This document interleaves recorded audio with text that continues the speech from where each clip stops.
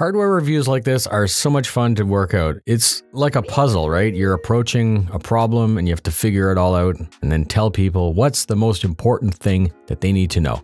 Hello YouTubers, this is noobifier. Today marks only the second time I've had a closer look at a yoke. The first was the Turtle Beach Velocity 1, which is linked up for you right now. Today we're looking at the Boeing TCA from Thrustmaster. You should be aware that there is a second product on the market, which is the Airbus TCA, which is also from Thrustmaster.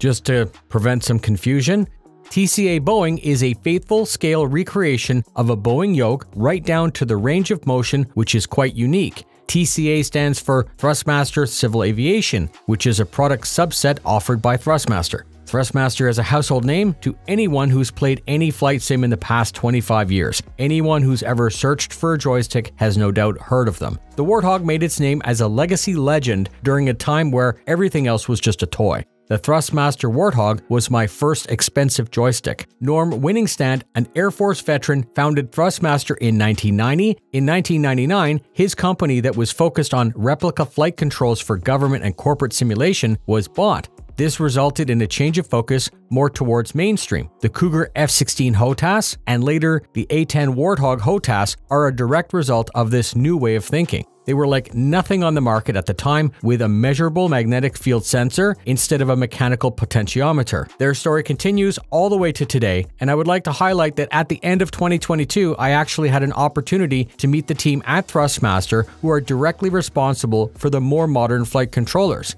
This was a fantastic opportunity to speak with the team lead from Thrustmaster Flight. It became clear that every single small design choice, and I mean everything down to the materials, the textures, the feeling, buttons, spring resistance, all began and ended with them. As part of the TCA collaboration, they said that Boeing pilots were asked to test several times to guide the product all the way to release. You may be surprised then to hear that from flash to bang, product idea, prototyping, testing, and finally having products on the shelves can be an intense 24-month process. That chance meeting at the end of 2022 obviously will not change my opinion of the product, and I'm simply highlighting the fact that behind products like this are real people. And I should say that Thrustmaster offered to outfit the motion system for the video titled Real Pilot Fake Plane. That's a super interesting look behind the scenes into what happens on a flight deck. The video is linked for you right now and at the end, and you should totally go watch it. During that video, Sven was asked his opinion as a pilot. So this review includes his insight, and because I've been testing it for 4 months,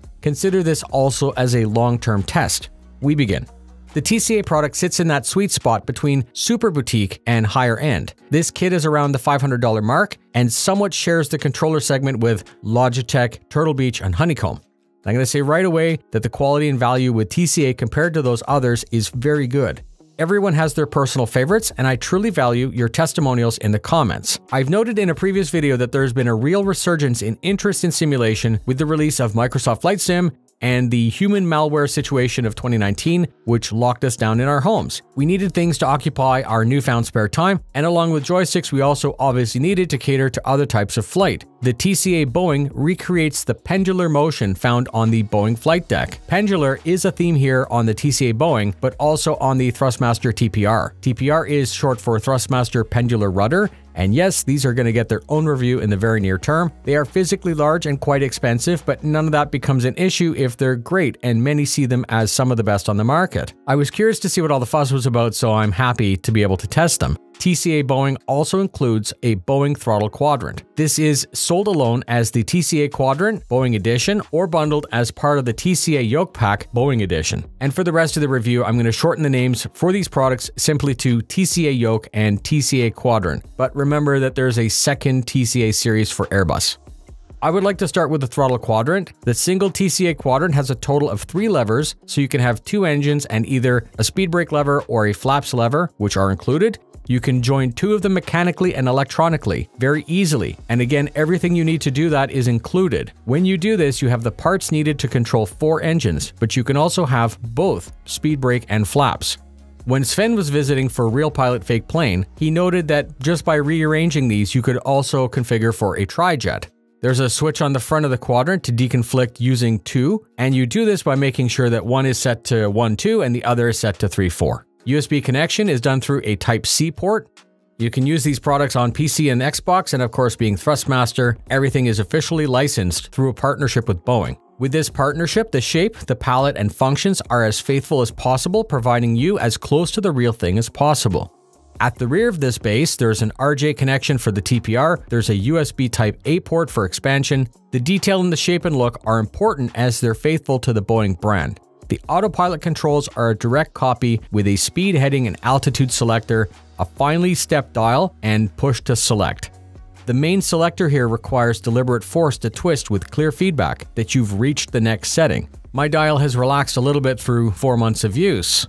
There are 5 1 cm square momentary buttons. They are black and register with a click that can be felt. They are not a mushy membrane style switch, and you can bind them to whatever you like. There is space there if you decide to use a label maker. The throttle levers can be adjusted for drag. They remain where they were left and move smoothly. And no, you should not expect any stops or detents.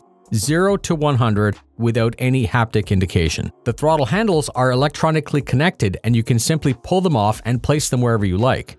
Each have 2 extra functions, a black button for auto throttle and a reversing lever. Again, built to the task, and they both have a nice click. With 2 kits joined, it's up to you to decide what order these are in, and remember, when you do that, all you need to do is update your bindings. On the subject of bindings, wow, everything was detected by Microsoft Flight Sim and worked plug and play without the need to manually bind anything, which saved a bunch of frustration and got me flying fast. Later, I was able to adjust the black buttons for common bindings that I use. Internally, the sensors are the same magnetic sensors that we expect from Thrustmaster, fine and precise for years of use. The TCA Yoke is quite a unique controller. It's larger and constructed to achieve a faithful, unique motion as it travels. Just like the real Yoke on the flight deck, it's attached below and rocks in the Y-axis. The real plane Yoke follows an arc as you push and pull, and this is mostly preserved. Sven was super happy and even chuckled the first time he moved the controller. He looked over and said, "Really?" Smiled a little bit more and put it through its range a little bit more. It was obvious that as a pilot, he thought that was really cool, that detail wasn't lost on the Thrustmaster team. They went out of their way to make it work properly, and it doesn't stop there. Roll pivots about its center, just like the actual controller. Its all-metal core is skinned with a textured polymer. It's comfortable, heavy, solid, and deliberate. The tension can be tuned by adding or removing springs, but neither Sven or myself felt the need to alter the experience. Because of Xbox support, some of the labeling is altered. You have X and Y vertically on the left thumb, A and B horizontally on the right. These are double deadman, registering neutral when left alone, with 2 bindings each for a total of 8. Left thumb has an 8-way with a push. Right thumb is an analog mini stick with a push. There's an additional round push button on each side. There's a front-facing trigger on each side. On the base, you have 2 axis sliders, which would be perfect as throttles if you decided to not buy the quadrant. These are smooth, without detents or stops all the way from 0 to 100. There's a gear lever on the right. There's an Xbox button on the left. The base has a headphone jack for use with the onboard DAC. There are 3 additional buttons at the lower face of the yoke. Connection is done with a USB Type-C. On the back, you have a PC Xbox mode switch, a USB-A for expansion, and that RJ connector to connect to TPR. The entire 14-pound yoke assembly will mount to a table or simulation platform between 0 and 6.5 centimeters or 2.5 inches for my American friends.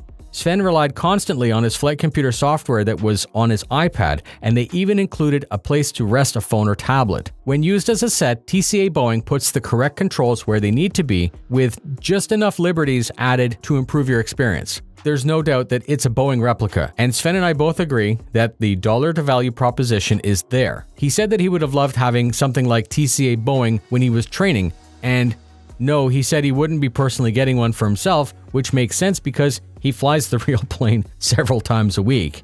It did, however, get the seal of approval from both of us. It's thoughtfully executed and a polished total package, especially when combined with Thrustmaster TPR. It's very deliberately Boeing, but of course it works just as well with a Cessna, and as I've mentioned several times throughout the video, the quality and longevity add up to be a product with high value compared to the price. It takes a couple seconds to clamp it to a table or the crossbar of a sim rig, and I feel that this is all I need to say about it. It was such a fun and unique flying experience to fly the right plane with the right controller, and I know it's right there waiting for me, plug and play, anytime I want to fly a big jet. Thank you very much for spending your time with me. Please stay tuned for more hardware reviews like this in the near future. Thank you to Thrustmaster for making this possible. Fly safe.